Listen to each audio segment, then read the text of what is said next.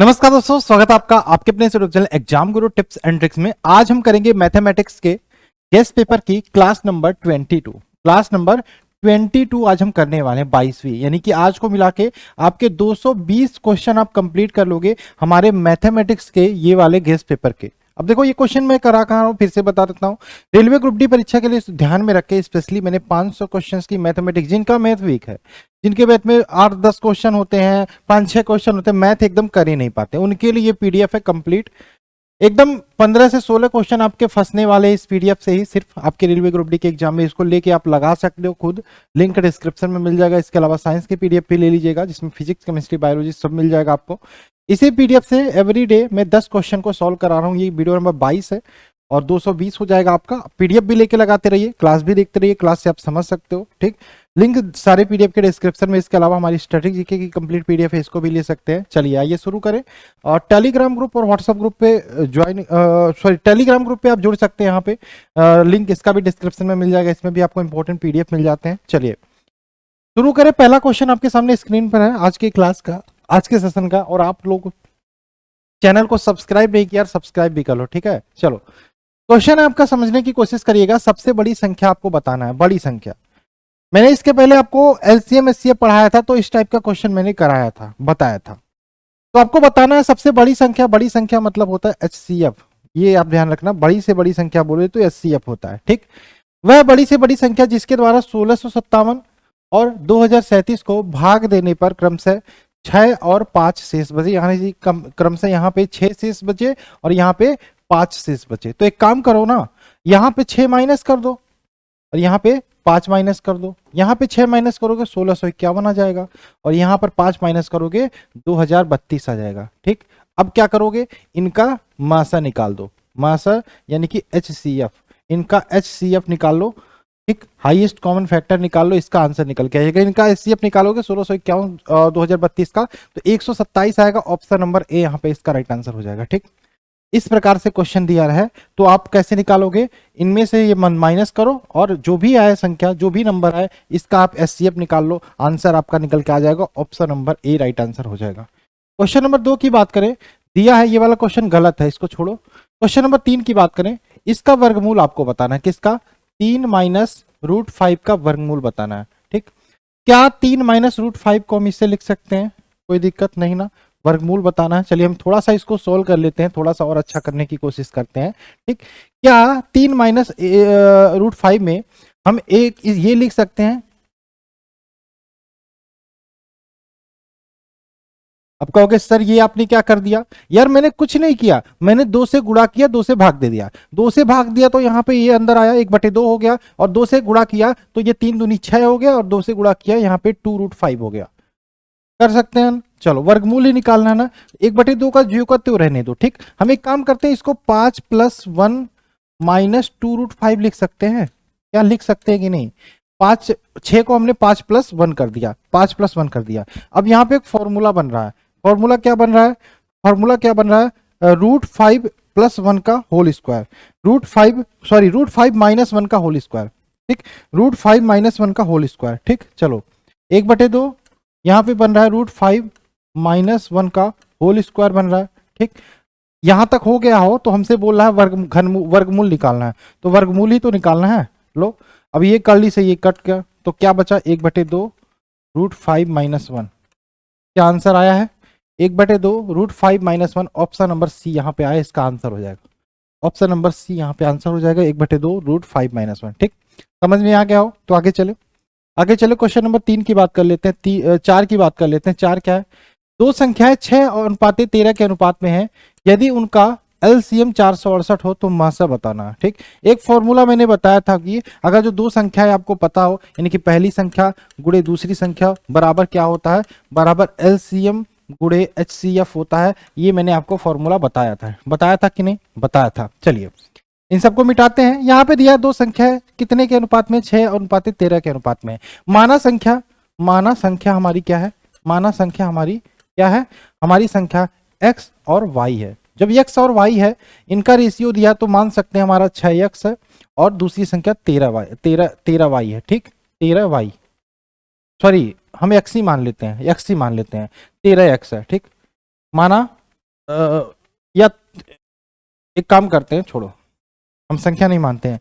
माना इनका HCF है, माना HCF बराबर x, तो HCF जब x होगा तो ये दोनों में कहीं ना कहीं HCF होगा, यानी कि पहली संख्या 6x हो जाएगी, दूसरी संख्या 13x हो जाएगी। ठीक, तो इनका क्या दिया है, इनका लसा 468 हो तो उनका मासा क्या होगा। ठीक, पहली संख्या दूसरी संख्या लसा दिया है तो मासा निकालना है। ठीक, चलो 13x गुणे 6x बराबर लसा दिया 468। ठीक, लसा दिया 468। ठीक, यहाँ पे क्या निकालना है, मासा निकालना है, मासा हमको निकालना है। ठीक, 13 छक्का कितना हो जाएगा, 78। 13 छक्का कितना हो जाएगा, 78। ठीक, ये आपका यक्स है। 13 छक्का 78, यानी कि यहाँ पे 2x हो जाएगा, तो एक एक्स से हमारा एक एक्स काट सकते हैं। ठीक, तो x बराबर 468/78 कितना बार जाएगा, ये 6 बार में जाएगा ना, 6 बार में जाएगा ना, 6 बार में जाएगा। ऑप्शन नंबर क्या हो जाएगा, सी। सी राइट आंसर हो जाएगा, ऑप्शन नंबर सी। देख लो, क्लियर है, क्लियर है, क्लियर है। चलिए चलिए आगे चलो, क्वेश्चन नंबर बात करें हमारा पांचवा। देखिए, यदि किसी भिन्न के अंश में 20% की वृद्धि और हर में 5% की कमी कर दी जाए तो नई भिन्न का मान 5/2 हो जाता है, तो प्रारंभिक भिन्न आपको बताना है। यानी कि देखो, अंश में मान लो अंश x है, हर y है, अंश में 20% की वृद्धि यानी कि 120/100 कर सकते हो, हर में 5% की कमी 95/100 कर सकते हो, कर रहे हो। चलो ये काट दो, काट दिया। चलो ये हो कितना जाता है, इसको भी अगर जो हम काटे 95 को काटेंगे 5 से 19 बार में, और 120 को काटेंगे ये 24 बार में कटेगा। ठीक, ये हो कितना जाता है, ये 5/2 हो जाता है, 5/2 हो जाता है। क्लियर है यहाँ तक।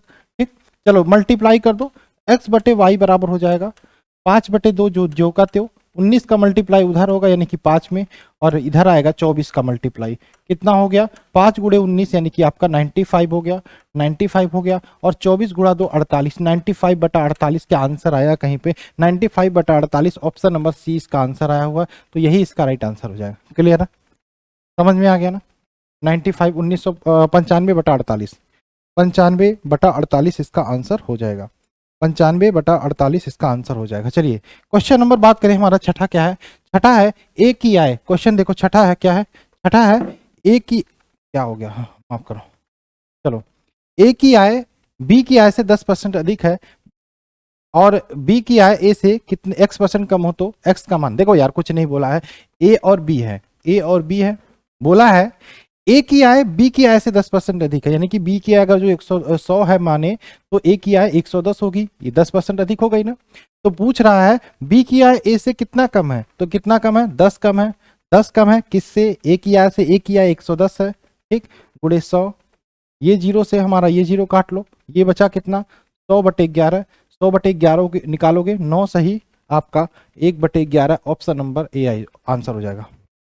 9 सही 1/11 इसका आंसर हो जाएगा, ऑप्शन नंबर है। क्या समझ में नहीं आया, ये बहुत ही सिंपल तरीका है, बेसिक तरीका। ये तो आपको अगर जो आपने परसेंटेज रेशियो मेथड से पढ़ा होगा तो आपको याद होगा। ठीक है, कि 10% की वृद्धि होती है तो कमी कितने परसेंट की होगी, 9 सही 1/11% की कमी होगी। ठीक, चलिए क्वेश्चन नंबर बात करें हमारा सातवां, 0.01, 0.01, 0.1 का कितना परसेंट है, 0.01, 0.01, 0.1 का कितना परसेंट है, यानी कि मल्टीप्लाई करोगे तो ये आपका 1/0.1 हो जाएगा, तो यानी कि आपका 10% हो जाएगा, ऑप्शन नंबर है 10% इसका आंसर हो जाएगा, option number A right answer होगा। ठीक, 10%।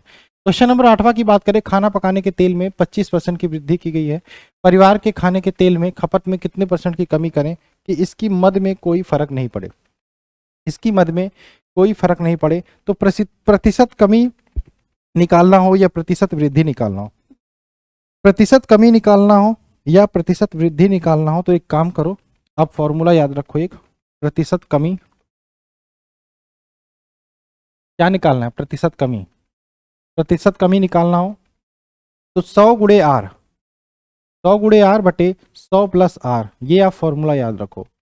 आर क्या है, आर जो भी वृद्धि या कमी पहले की गई है। ठीक, तो यहाँ पे देखो क्या करोगे, 100 गुणे आर यानी कि 100 गुणे आर यानी कि 100 गुणे 25 बटे आपका हो जाएगा 100 प्लस आर यानी कि 125, 25 से काटोगे 125 5 बार में, 5 से काटोगे 100 20 बार में, तो कितने % की कमी करोगे कि उसके मध्य में कोई फर्क ना पड़े? 20%, यानी कि ऑप्शन नंबर ए। क्या समझ में नहीं आया? क्या समझ में नहीं आया? इस प्रकार का क्वेश्चन है तो खपत में प्रतिशत कमी निकालना हो तो प्रतिशत कमी 100 प्लस आर बटे 100 गुणे आर बटे 100 प्लस आर, ये इसका फॉर्मूला याद रखना। एक लाइन से आपके सारे का आंसर हो जाएंगे, एक लाइन से आपके सारे आंसर हो जाएंगे, ठीक है। चलिए चलिए आगे चले, चलिए आगे चले। क्वेश्चन नंबर नेक्स्ट बात करें हमारा नौवां क्वेश्चन क्या है? नौवां क्वेश्चन है देखिए, वृत्त की एक वर्ग का क्षेत्र, ये एक वृत्त है और एक वर्ग है, इसके क्षेत्रफल बराबर हो तो उनके परिमापों का अनुपात। मान लो वृत्त की त्रिज्या r और वर्ग का परिमाप a, ठीक। तो अगर जो हम बात करें इनका क्षेत्रफल बराबर हो, यानी कि अगर जो बात करें क्षेत्रफल बराबर, a स्क्वायर बराबर बोल रहा है पाई r स्क्वायर, ठीक। या a की वैल्यू यहां से निकाल सकते हैं, क्या हो जाएगा? अगर जो हमें ये स्क्वायर हटाएंगे तो ये रूट में पाई आर स्क्वायर हो जाएगा, लेकिन आर तो बाहर आ जाएगा, लेकिन रूट पाई ये रह जाएगा, ठीक। ये हमारा दिया हुआ है मान लो, ठीक। इसके हिसाब से परिमापों का अनुपात निकालना है, किसका? किसका? वृत्त का और वर्ग का, वृत्त का वर्ग का। तो वृत्त का परिमाप होता है 2 पाई आर और वर्ग का परिमाप होता है 4a, 4a यही होता है ना, 4a। तो यहाँ पे a की वैल्यू हम पुटअप कर देते हैं, ठीक। a की वैल्यू पुटअप कर देते हैं 2 पाई आर बटे 4a, यानी कि 4 आर रूट पाई, आर से 8 कटा, रूट पाई का ऊपर नीचे मल्टीप्लाई करेंगे तो हमारा क्या आएगा? हमारा निकल के आएगा रूट पाई, ये 2 से हम 2 काट देते हैं, रूट पाई हमारा आंसर निकल के आ जाएगा। ऊपर नीचे पाई का मल्टीप्लाई करेंगे, ठीक, तो हमारा आ जाएगा, ठीक है, रूट पाई अनुपाते 2। ऑप्शन नंबर हो जाएगा यहाँ पे ये वाला, डी वाला राइट आंसर हो जाएगा, रूट पाई अनुपाते 2, option number D, option number D. चलिए आगे चलें, क्वेश्चन नंबर बात करें 10वां। देखिए ये भी बहुत अच्छा क्वेश्चन है, इस प्रकार के क्वेश्चंस भी आते हैं।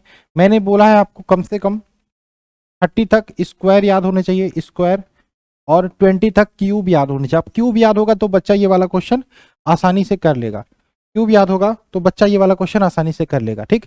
हम देखो सोल्व करते हैं। ये देखो 2197 किसका क्यूब है?